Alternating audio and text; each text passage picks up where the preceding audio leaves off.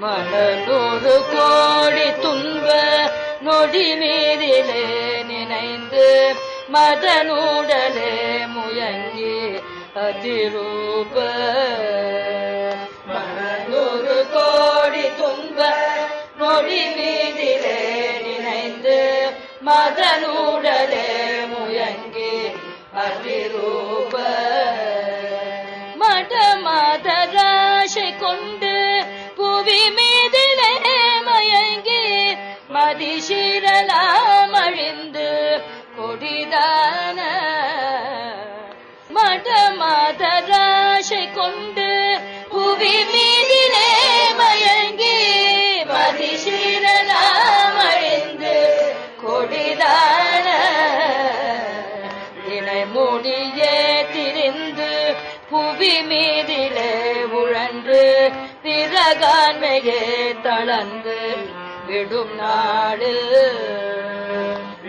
மொழியே பிரிந்து புவி மீதிலே உழன்று பிறகான்மையே தளர்ந்து விடு நாடு. விஷயான தோகை துங்க மகிழறி ஓடி வந்து வெளிஞான வீடு தந்து அருள்வாயே. விஷயான தோகை துங்க மகிழறி ஓடி வந்து வெளிஞான வீடு தந்து அருள்வாயே. நினைவிடற்காவ தங்கு மலை காடலாம் உழன்று சிறு பேதை காட்பணிந்த குமரேஷா. தங்கு மலை காடலாம் உழன்று சிறு பேதை காட்பணிந்த குமரேஷா. திரையாழி சேத்து கண்டு பொருராவனேஜை வென்று திருமால் முராரி தங்கை அருள்வார. திரையாழி சேத்து கண்டு பொருராவனேஜை வென்ற திருமால் முராரி தங்கை அருள்வார.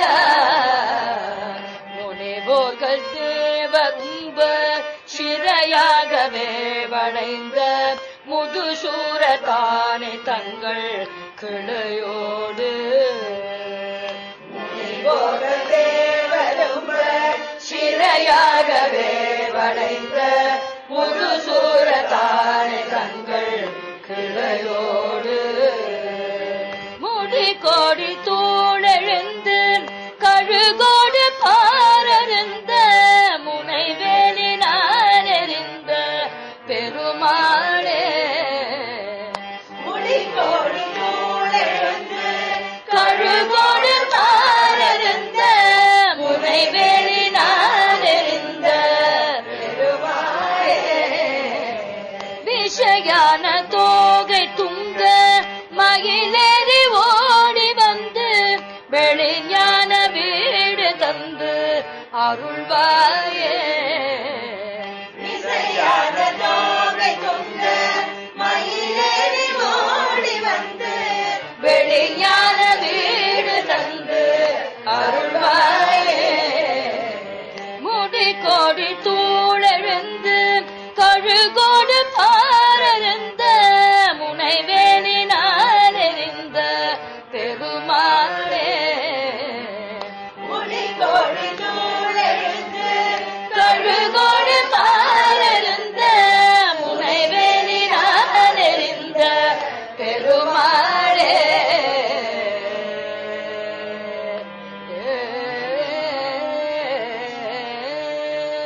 மன 100 கோடி துன்ப நொடி மீதிலே நினைந்து மதநூடலே முயங்கி அதிரூப. மனத்திலே 100 கோடி கணக்கான துன்பங்கள் ஒரு நொடி பொழுதிலே நினைந்து காமனது ஊடலே கலவி பிணக்கத்திலே ஈடுபட்டு மிக்க அழகுள்ள மடமாதர் ஆசை கொண்டு பூமி மீதிலே மயங்கி மதிசீரலாம் அழிந்து கொடிதான.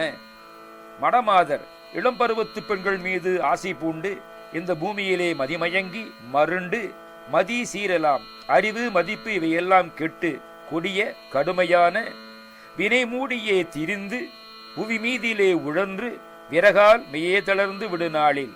வினை மூடித்திருந்து இந்த பூமியிலே பல இடத்தும் திரிந்து விறகால் தந்திர உபாய செயல்களின் பயனாக மெய்யே தளர்ந்து உடல் தளர்ந்து போய்விடுகின்ற அந்த நாளிலே, அந்த இறுதி நாளில் விசையான தோகை துங்க மயிலேறி ஓடி வந்து வெளிஞான வீடு தந்து அருள்வாயே. வேகம் வாய்ந்த தோகையுடன் கூடிய துங்க பெருமை வாய்ந்த மயிலில் ஏறி விரைவிலே வந்து பரவெளியாம் ஞானமுக்தி வீட்டி தந்து அருள்வாயாக. திணைவேடர் காவல் தங்கு மலைக்காடெல்லாம் உழன்று சிறு பேதை கால் பணிந்த குமரேசா. திணைப்புனத்தில் வேடர்களின் காவல் உள்ள மலைப்புறம் காட்டின் புறம் எல்லாம் திரிந்து அங்கிருந்த சிறு பேதை பெண் வள்ளியின் அடிகளிலே பணிந்த குமரேசனே, திரை ஆழி சேது கண்டு பொறு ராவணேசை வென்ற திருமால் முராரி தங்கை அருள்பாலா. அலைவீசும் கடலிலே சேது கண்டு அணை உண்டு பண்ணி சண்டைக்கு வந்த ராவணேசனை ஜெயித்த திருமால், முரண் என்னும் அசுரனை பகைத்துக் கொன்றவன் ஆகிய விஷ்ணுமூர்த்தியின் தங்கை பார்வதி அருளிய குழந்தையே, முனிவோர்கள் தேவர் உம்பர் சிறையாகவே வளைந்த முதுசூரர் தானே தங்கள் கிளையோடு. முனிவர்கள் தேவர்களாம் விண்ணுலகத்தவர் சிறையில் படும்படி வளைத்து சிறையிட்ட பெரிய சூரர்களின் சேனைகள் அவருடைய சுற்றத்தாருடன் முடி கோடி தூள் எழுந்து கழுகோடு பாரருந்த முனை வேலினால் எரிந்த பெருமாளே. தத்தம் முடி தலைகள் கோடி தூள் எழுந்து கோடிக்கணக்கான பொடியாக எழுந்து பறக்க அவர்கள் பிணத்தை கழுகும் பருந்தும் உண்ணும்படி போர் வேலினால் அல்லது வேல் முனையால் அழித்த பெருமாளே, உடல் தளர்ந்து போய்விடுகின்ற அந்த நாளிலே, அந்த இறுதி நாளிலே வேகம் வாய்ந்த தோகையுடன் கூடிய பெருமை வாய்ந்த மயிலில் ஏறி விரைவில் வந்து பரவெளியாம் ஞானமுக்தி வீட்டி தந்தருளுவாயாக. திரையாழி சேது கண்டு ஒரு ராவணேசி வென்ற திருமால் முராரி தங்கை அருள்பாலா எனும் வரியில் ராமாயண குறிப்பை கூறுகிறார் அருணகிரியார்.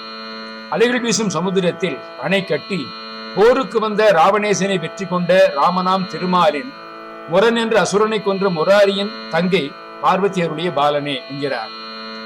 தேவர்களுக்கும் முனிவர்களுக்கும் முரண் எனும் அசுரன் தொல்லை கொடுத்தான். அவனை அழித்து காக்குமாறு ஈசனை வேண்ட அவர் மகாவிஷ்ணுவை சரணனையை சொல்லுகிறார். மார்கழி மாதம் சுக்லபட்ச ஏகாதசி என்று வைகுண்டம் சென்று பெருமாளை கண்டு வணங்கி தன் துன்பங்களை கூறினார்கள். அவர்களை காக்க பகவான் 1000 ஆண்டுகள் அவனோடு போர் புரிந்தார். மிகவும் களைப்படைந்து பத்ரிகாசிரமத்தில் ஒரு குகையிலே படுத்து ஓய்வெடுத்தார். அந்த நேரத்தில் தனக்கு சாதகமாக்கி கொண்டு முரண் பகவானை கொல்ல துணிந்த பொழுது அவருடைய சரீரத்திலிருந்து ஒரு சக்தி பெண்படிவிலே வந்தது. அவளை நெருங்கும் பொழுது அவளிடமிருந்து வெளிப்பட்ட ஓங்காரமே அந்த அசுரனை எரித்து சாம்பலாக்கியது.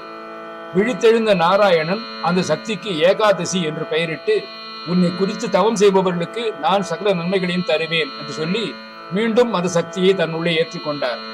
அந்த முரணை விஷ்ணுவின் சக்தி அழித்ததால் முராரி என்று அழைக்கப்படுகிறார். அதே போல திரிபுரங்களை விழித்து எரித்து சாம்பலாக்கியதால் சிவனுக்கு புராரி என்று பெயர்.